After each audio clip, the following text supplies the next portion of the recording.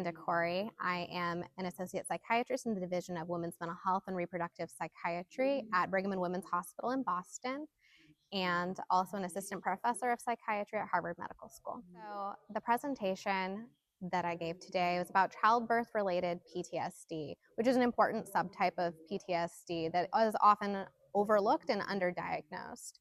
And so in this talk, we discussed why it is important to identify how it's going to change your treatment recommendations and how it is going to change your patient's life to identify it and treat it properly. Well, what really interested me about it and got me interested in this topic is what I was seeing in the clinics, which is that I was receiving a lot of referrals for postpartum depression, postpartum anxiety, was what the referral note says. But then when I was doing an evaluation, I was discovering that actually there was a lot of childbirth-related traumatic experiences, and that what I was really seeing was the mood dimension or hyperarousal dimension of a PTSD diagnosis. And that sent me down this path of making sure that we're recognizing PTSD when it's happening and acknowledging childbirth, and that it can be a criterion A traumatic index event. I think that they might not know how comorbid childbirth-related PTSD is when they see postpartum depression, and that it should be on their radar, and that screening can be as simple as asking somebody, tell me a little bit more about your delivery experience. A subjectively negative delivery experience is the biggest risk factor, and people might not know that. And that's something that you can generally elicit quickly when you get a reproductive history. I think that when it comes to having these conversations with patients, using a trauma-informed approach throughout all clinical encounters really sets a good stage, and allowing people to disclose and share in their own time, not necessarily pressing people for details that they're not wanting to disclose at that time, but letting them know that there is that space, that you recognize that that can be challenging and that you're open to hearing about it. One thing about childbirth-related PTSD and trauma is that childbirth is often socially seen as a very positive, like maybe stressful, but really positive life event.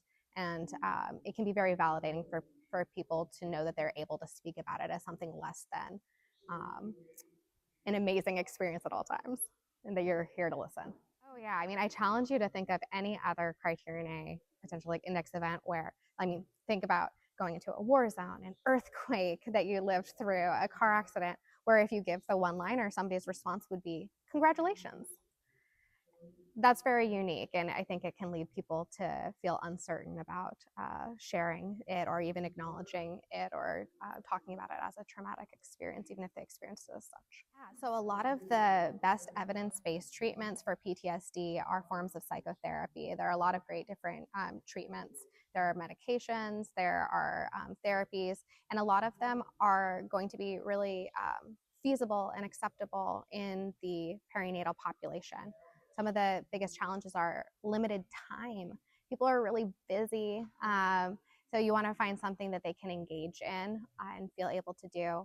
I think that written exposure therapy, narrative exposure therapy, EMDR often have shorter protocols and a lot of evidence-based, and this can be more acceptable to women who have a hard time imagining where they're going to find the time in childcare for 16 to 20 session protocols. But so just letting people know, like trying to just interact with them, understand like what are their motivations for treatment, what are their concerns or barriers, are there modalities that are evidence-based and might address that and be something that they feel able to engage in. And talking to people also when it comes to medications, that the FDA-approved medications for PTSD are compatible with breastfeeding, and they may have questions, and you should be prepared for those questions if you're working with a perinatal population.